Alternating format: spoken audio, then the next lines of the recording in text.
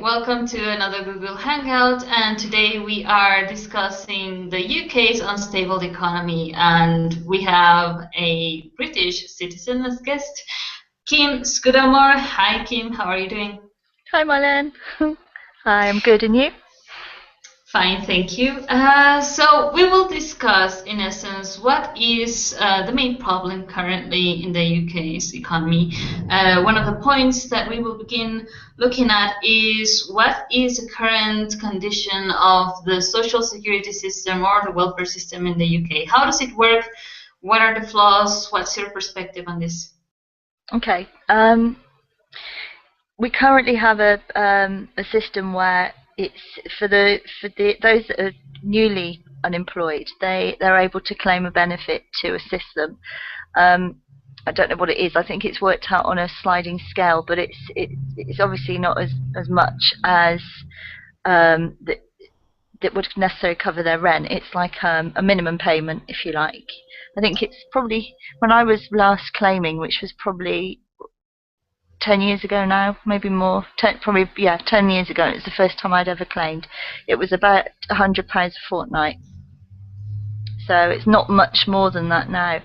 And for those that are long-term unemployed, in the last few months, they've kind of introduced a scheme where to encourage you to get back to work, you have to go and earn your benefits. So you have to go and volunteer, maybe sweeping the streets, cleaning the toilets, all what are classed as the lower end jobs that nobody else really wants to do, and keeping the public places clean to claim your benefits. So which in many ways is a cool idea because it motivates people to get back to work.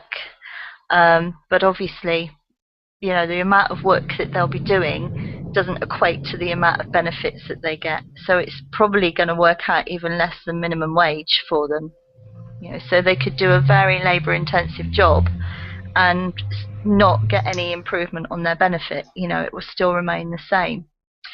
So, in one way, it's really cool because they can get back into the working environment and, communicating with people again. But on the other hand, then the wages don't equate to the work that they're doing. So it's very unfair. From my perspective. In relation to, for example, the amount of money that they get as benefit and the amount of money that a person that actually works get, what do you see this disparity or comparison point? Does the person that is in welfare get more or less the same, or do they get substantially less than the person that works? How is it going on there? I would say, from my experience and what I've been told, it's not something I've studied extensively, but it's from what I gather, it's less than the minimum wage. So, for example, if your benefit payment was, say, £150 a fortnight, which is probably what it is now for a single person, then, and the minimum wage, I'm not entirely sure what the minimum wage is at the moment. It's probably about £5.80 an hour, maybe. So if you're doing quite a labour-intensive job that require a lot of physical activity, maybe cleaning the streets, or and that's an 8-hour day. Some of them work 9 or 10 hours to claim their benefits. Then that's not going to equate to a minimum wage. That's going to be less than a minimum wage, I would say. Like I said, I don't know the facts for sure, but I don't think it would be. And you've got if you're working, and you're doing that kind of job, and you're being paid a standard wage for it. In this country, overtime is a big thing as well. So you've got the opportunity to earn overtime or to do extra hours. Whereas if you're on a benefit system, you're limited to what you can get. You can't increase that pay in any way.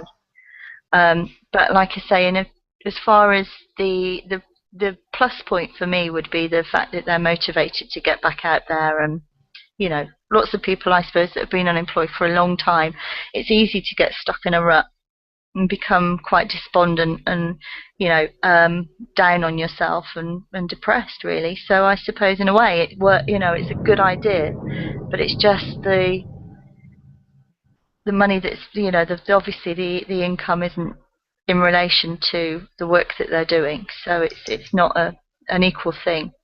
So it's definitely not sufficient. And in relation to the living income guaranteed, what would you see would be supportive if we apply it to the UK with this consideration of motivation and incentive, not only to work, but to have a dignified living if you Sure. have a job? Yeah, I think because they would then get a payment that would be set and it would be equal to everything else. So, equal to everybody else that is in the same position as they are. So, I think it would then give them more encouragement to go and find work, because then if they found work, it would double their income. But with the living income guarantee, at least it would cover their basic living needs. They would get they would have enough to survive, plus more. It wouldn't just be a small amount of money that they had to budget every month. It would be a substantial amount of money that would allow them to have a dignified standard of life. So from what I can see, it would be worked out on a basis that would give them the best quality of life possible, rather than a slave wage for hard work. So it's as far as the living income guarantee goes, then it's definitely a consideration. Absolutely.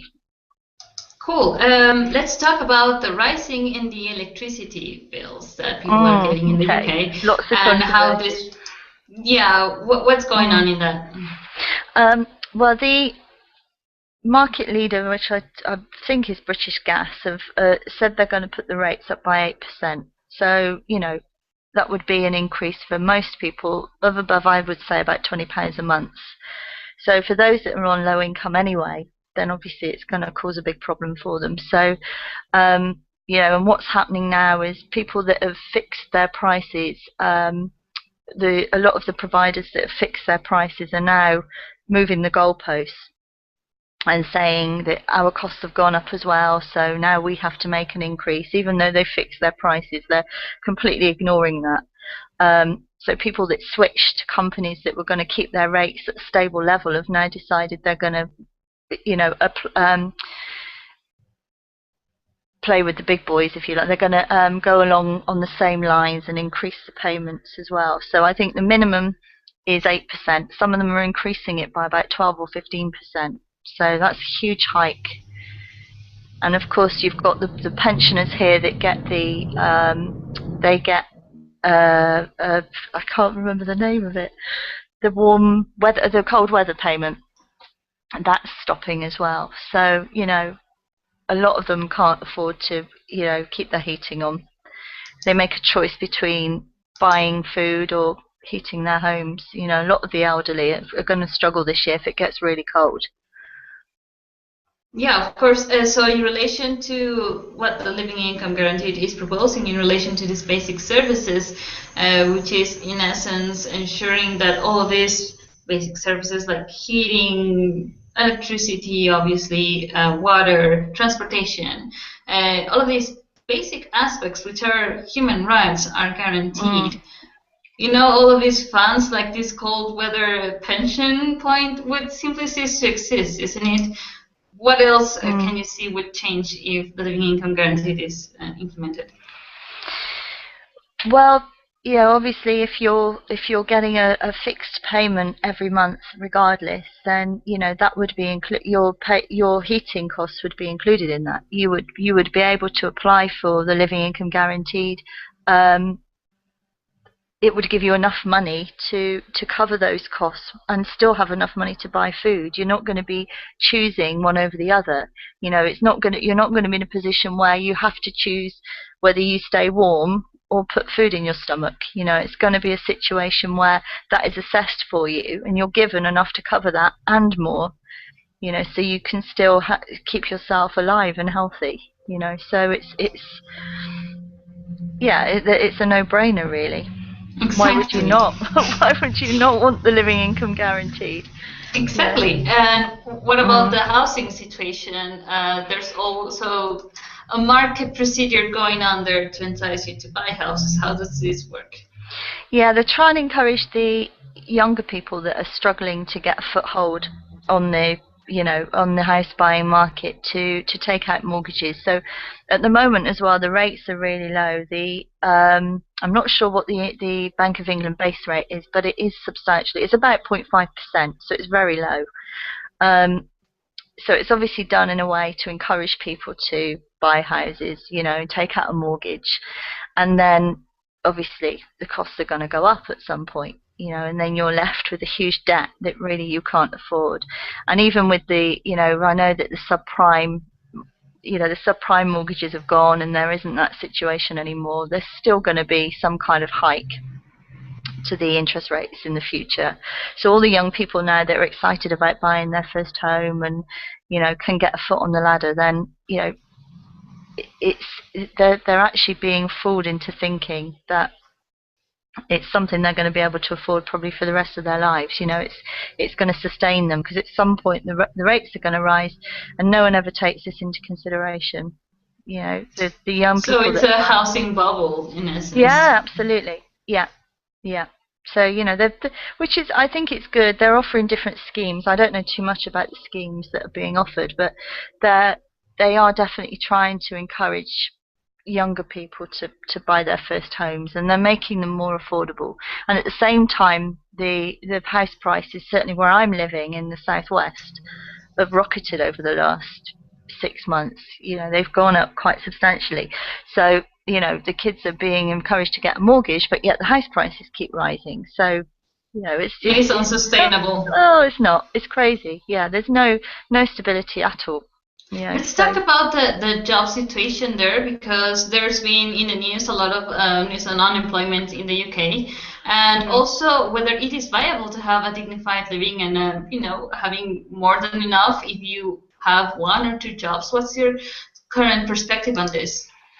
The problem is, or the main issue at the moment would be that we've got an increased population, and we don't have the manufacturing here in the UK like we used to have, and a lot of the companies of sending even the financial institutions are sending their call centres are going overseas. So a lot of the work is being outsourced to bureau companies in India, China, So a lot of the work is going overseas, and yet the population is increasing because we're allowing more and more of the, other European countries in. Which is fine, because if they're coming to work, that's no problem. It's not too much of a drain on the resources here. But the issues are the money's not staying in the country, from what I can see. They're sending it back home again, so it's not even feeding into the economy. So the economy's not growing, and more people are. You've got more people here that are looking for work. And it's very unsustainable, and it's only a matter of time, I would say, before the whole thing just collapses in on itself. The work isn't here, and we've just got an influx of people coming in. And I know a lot of people will say, or I've heard them say, that if the English are prepared to do the jobs, then why would you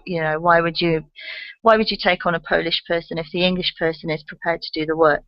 So the English person must be lazy, or but if you that's just a very small part of the situation. Some people can't work. Some people aren't able to do the jobs that are being offered out, if you like. But I think what I'm trying to say is it's not just the fact that they're lazy. I think it's more to do with the fact that a Polish person may take a lower wage. And the companies they're looking more attractive to the corporations, because obviously it's costing them less money. Exactly. So, and when converting the money to their own currency, it obviously makes sense to earn a little bit less in the UK for the UK, but when they get the remittances back home, it's a lot more money, so it obviously makes sense. So in relation to the living income guaranteed, how will it solve this problem of immigration? Well, if it's a policy that's adopted worldwide, then everybody's going to have the same basic income. There isn't going to be a situation where you've got one person earning more than another, and the currency is, when it's exchanged, is different, and then you're losing out or gaining. Everything's going to be applied across the board. So people aren't going to be looking to go to other countries for work. So Exactly. what is in your country stays within your country, and there should be enough jobs to sustain everybody. That's how I And see it. also, yeah, of course, the remittances wouldn't exist, meaning the money would stay reactivating the same economy. For example, if you pay for your heating, for your housing, for your food, for your transportation, everything remains in the UK because it would Yeah, be a national based system instead of having people wanting the benefits that you are funding with your own work, with your own people. And so it is not to say, immigration is bad or anything, but it simply wouldn't exist for the reasons that it currently exists, which is getting a exactly. better living condition. Yeah, Correct. yeah, yeah. No, I agree, definitely. Yeah. What is the current condition in relation to, for example, if you have one job, is it sufficient, let's say, in a regular job where you're getting a little bit more than the minimum wage? Are you able to get a dignified living? How's that situation going on? Um, I think it depends on where you are in the country, but I think because everybody, not everybody, but a lot of people were bitten by the housing bubble, and maybe bought when house prices were low, interest rates were low again, and obviously, as you know, yeah, prices have gone up, everything's gone up, all the utilities have gone up, but the wages haven't gone up. The wages have remained the same. So, yeah, I think for a long time we've had it good in the UK, but as things are slowly becoming more and more, the balance is becoming more and more extreme. People are now having to go and find another job to sustain um, their own style of living. That they've to maintain that style of living. Really, a lot of families now are running two cars because you've got jobs that you're having to travel further for. And everything's costing more and more. So, wages aren't increasing, but prices are. So people are having to work two, maybe three jobs. So that's the main disparity that we are witnessing, not only in the UK but everywhere else.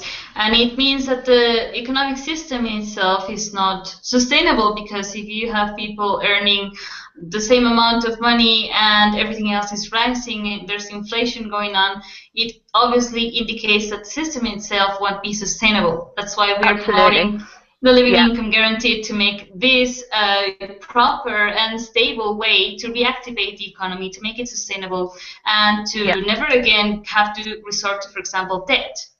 Yeah. What's the Yeah. debt Or which situation? is a biggie. Yeah. Debt. Yeah. You can't. There are lots of kind of different programs around now in the UK. There are different debt management companies that will manage your debt for you for a fee. Some of them are free, but you're still tied into having to make those payments every month for a finite amount of time. So you never really, you're always just managing your debt. You're never actually getting out of it. You're just kind of, and so many people are, and I did myself, was you would swap one credit card debt for another one that was 0% for a while. So you're constantly consolidating and taking out more credit to pay the credit, to cover the credit from before. And an endless cycle of debt, really, that you never really get clear of. Which doesn't make sense because if you're No, spending on your own living expenses, that should be given as a human right, not as something definitely. that will get you into Yeah, debt for an endless time, right? yeah, yeah, agreed. Yeah. Okay, cool. So, as a conclusion to our hangout today on the UK,